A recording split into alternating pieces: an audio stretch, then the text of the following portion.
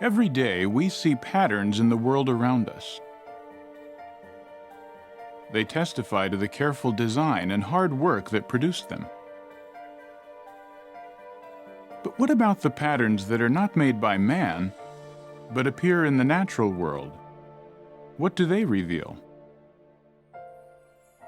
Consider the snowflake.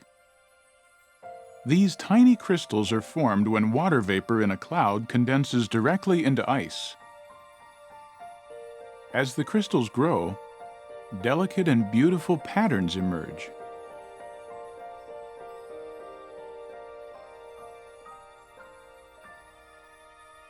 Look more closely at the pattern within a single snowflake.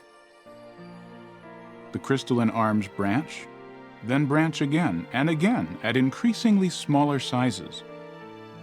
Mathematicians studying this concept of self-similarity use the term fractal to describe a shape that has a consistent, repeated pattern at multiple scales. Where else can fractal patterns be seen in the natural world? Trees can demonstrate a degree of self-similarity. The trunk splits into limbs, which split into branches, then twigs, and so on. We see a similar type of fractal pattern in the leaves of a fern. A different type of pattern, but one that is also a fractal, can be seen in the shell of the chambered nautilus. As it grows, the nautilus builds new, larger chambers and seals off the older, smaller ones that it no longer needs. The result is a spiral that is fractal in nature, maintaining a similar shape as it increases in size. Natural spiral patterns of this type can be observed in many places, from the cloud formations of a hurricane to tiny shells on the beach, from the arrangement of the stars in a galaxy to the seeds on a sunflower head. What causes these spiral patterns?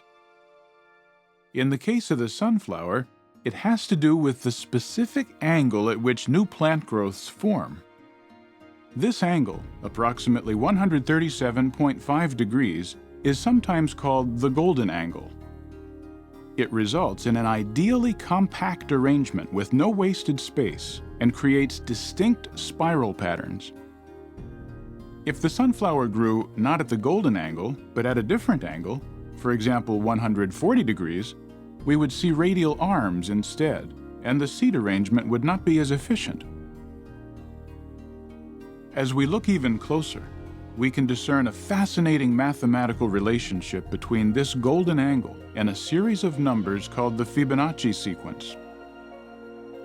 In this progression, each number is determined by adding the previous two numbers together.